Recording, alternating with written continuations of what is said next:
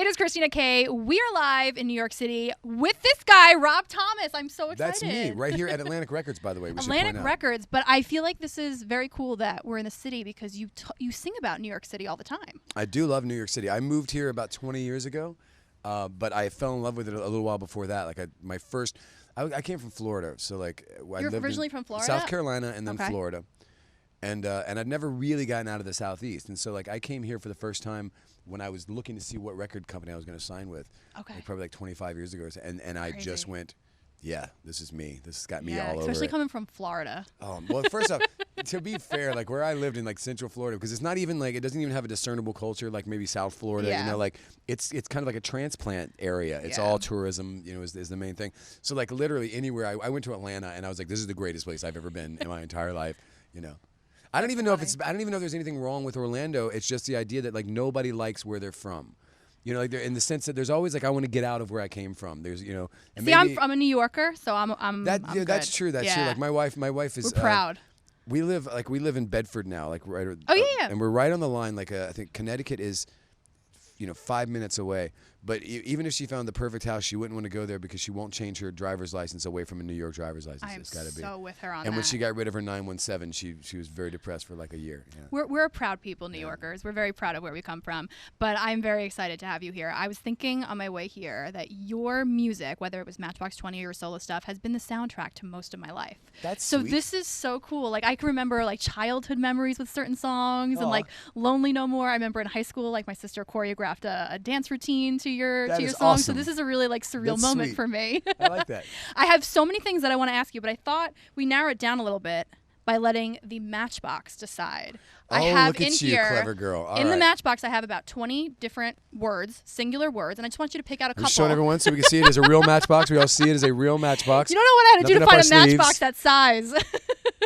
And just pick like a word out, and the first thing that comes to mind when you see that word. Okay, you ready? I'm so ready. Love. Aw. We were just having a conversation about this job. One of the good things about it is it's afforded us a chance to meet a lot of really interesting people that you wouldn't otherwise get to. And then we travel around the world. We have a very tight group of people, and we're like a family. And so it makes me think of my road family. You know, all the guys in the band and the guys in the crew, and all of us, and the way that we support each other. You know, and my wife, who is my road mate as well. That's amazing. Great answer. Off to a good start. Bye-bye, love. You're dead to me now, love. Wait, let's mix it up. I don't want anybody to think I'm cheating. Okay, you ready? I'm ready. Christmas. All right, let me tell you, girl. Yeah. I'm a Christmas geek. Yes. I'm a Christmas freak. At our house, as soon as the Thanksgiving dinner goes away, we pull out what we call the Christmas iPod. It's just one iPod, which tells you how old it is because it's an iPod. And we pull it out, and it's nothing but Christmas music all the time. Christmas music, Christmas movies. If you come to our house, we will decorate you. Every time I play your song, I just picture your house being the most decked out on the block. It is. Yes. Yeah, we're like the Griswold house. Do you have like the dancing lights? No, we don't do that. Come on. One day. No. We play your song every Christmas, and it's like the highlight of my hour every time I get New York City Christmas on You gotta there. get more hobbies. Oh, I got a lot. Trust me, I got a lot of problems. Okay. Radio. My bread and butter. You know, I think it's funny. Even I mean, now as much as ever, in that, like when we were coming up 20 years ago, radio was it. That was the only vehicle that was going to get you where you wanted to go. Now there's so much more out there, but radio is still a huge part of everything. It still shapes what people are listening to. Yeah, it really does. Yeah. And it's taken on different forms. There's terrestrial radio. There's internet radio. There's Sirius satellite radio. You know, I mean, there's different forms. But I think at the end of the day, it's still just a vehicle for someone, you know, for hopefully to get people turned on to whatever it is that I'm doing. And you know, it says a lot about you as an artist that your earlier work still played on radio and your current stuff still played on radio. Yeah, the day that this new song, One Less Day, came out, which is fantastic, and was released. Thank you. It is. Isn't it though? And so the day that came out, I got a call that 3 a.m. had been added into classic rock radio as well. Yeah. Isn't that crazy? That's awesome. That's the dream. I mean, somebody asked me once, like, well, how do you feel about that? And I'm like, I'm not sure how I'm supposed to feel bad about that. Like, would I be upset if up there with some of the were they supposed to stop playing it? Yeah. Like, that would suck really bad. Yeah, I love that. Let's just do like 2 more.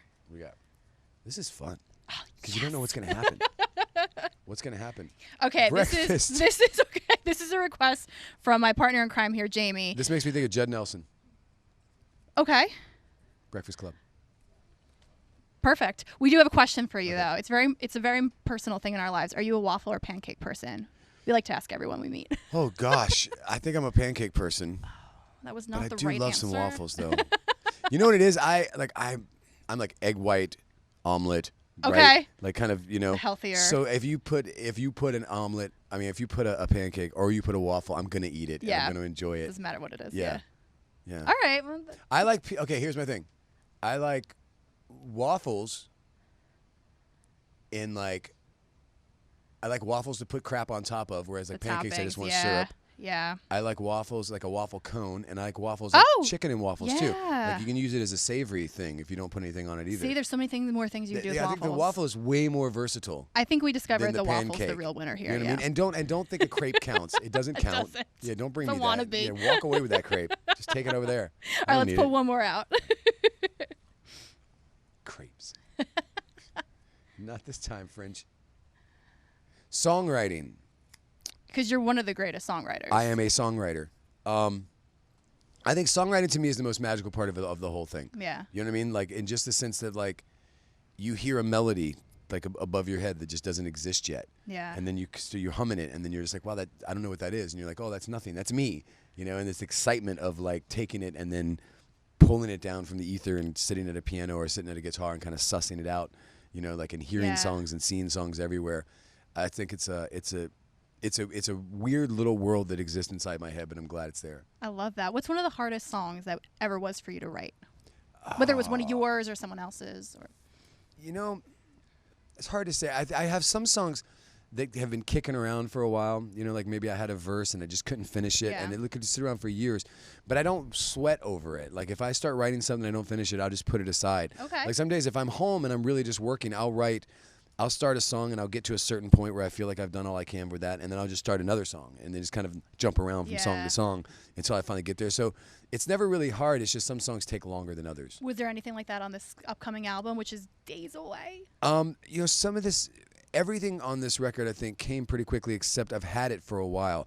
Like some of these songs I started writing 2 and 3 years ago when I was on tour. Because my record came out, my last solo record came out in 2015 or 16, and then like that summer I was touring, and the next summer I was touring it, and the next summer I toured with Matchbox, and then last summer I was home making this record.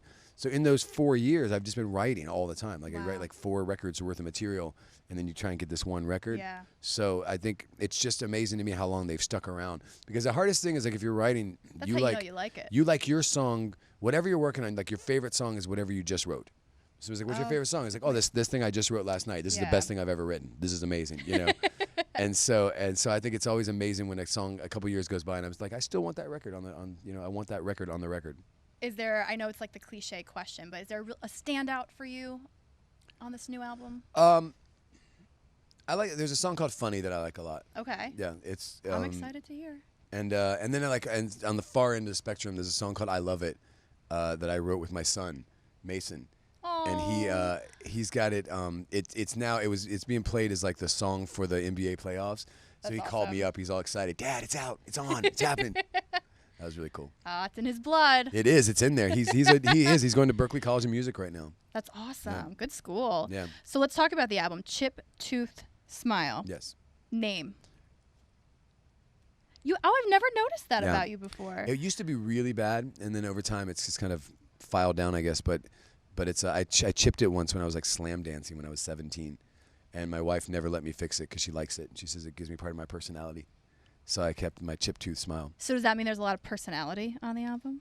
I hope so. I mean, mine or someone else's. It doesn't really matter.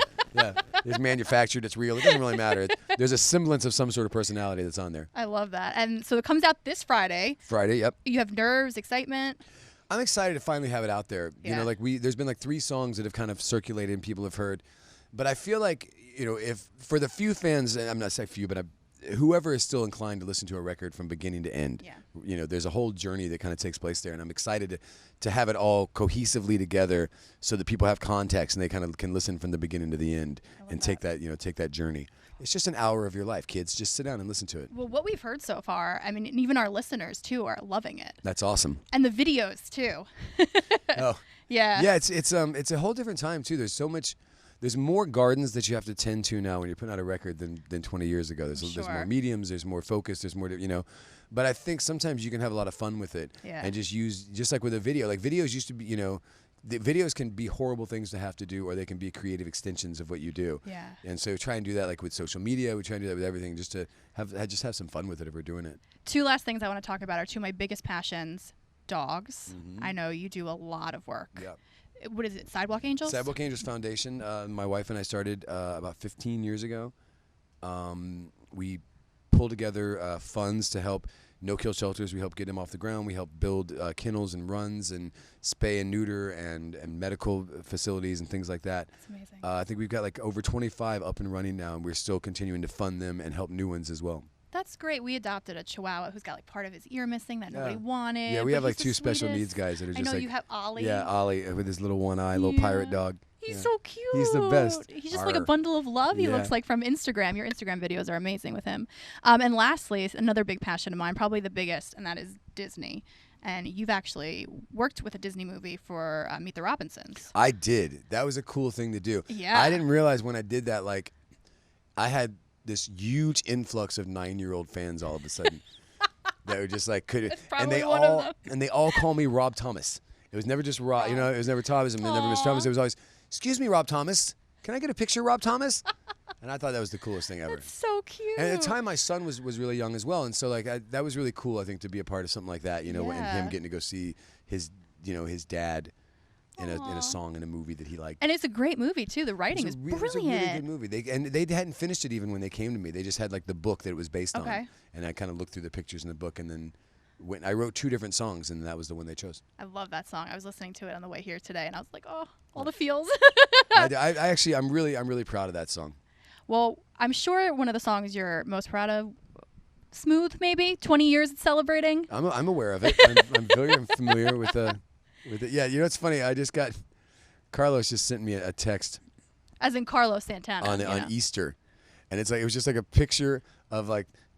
It looks like the hind end of a bunny, but it's made out of pancakes and whipped cream and strawberries. And he's like, "Happy Easter!" Aww. It was a surreal thing, everything that kind of went down with that song. But then what came out of it was this really great friendship with Carlos, which is kind of cool. And a couple Grammys too. That didn't hurt. Sure, yeah, but I'll take the friendship over that. The Grammys are really cool, and they're. But I think having a mentor like Carlos and somebody like him and Clive Davis. That came out of that, and then all the chances I got because of that to work with other people. Like if it wasn't for that, I don't think I would have gotten to work with Willie Nelson or Mick Jagger or any of those people as well. That's crazy. Yeah. Well, I was told a lot on my way here that you were going to be one of the nicest people that I talked to, and you definitely lived up to it. This has been very surreal and an honor to talk to you. Got them all snowed. Thank you so much. Good luck with the album. We're so excited Thanks to hear it and the tour, it. and this was amazing. Thank you. I'm going to go through these now. Yeah, please. You guys go about your business.